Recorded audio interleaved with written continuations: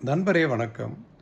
ஒரு மனிதன் ஒழுக்கமானவன் அப்படின்னா, பல விஷயங்கள கருத்துல கொண்டு தான் அத சொல்ல முடியும்.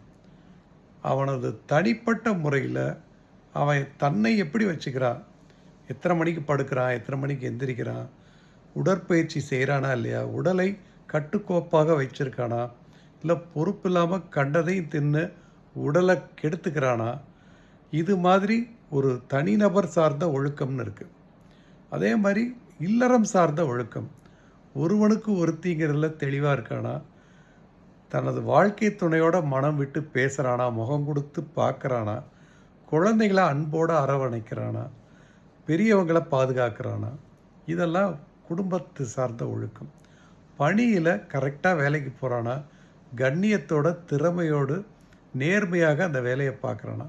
இது தொழில் சார்ந்த ஒழுக்கம். சமுதாயத்தில எப்படி இருக்கான்? தெருவுல எப்படி வண்டி ஓட்டுறான்? பொறுப்போட ஓட்டுறானா? தாறுமாறா ஓட்டிக்கிட்டு இருக்கானா? மத்தவங்களுக்கு தொல்லை இல்லாம இருக்கிறானா? இல்ல எல்லாருக்கும் தொல்லைப்படுத்துறானா? பொது இடத்த தூய்மையா வச்சுக்கிறானா? இல்ல பொறுப்பற்று இருக்கானா? ஒழுக்கம் என்பது இத்தனை விஷயங்களை சார்ந்ததே அன்றி, ஏதோ 1, 2 கெட்ட பழக்கம் இல்லன்னா அவன் ஒழுக்கமானவன்னு சொல்றது மிக மிக தவறு.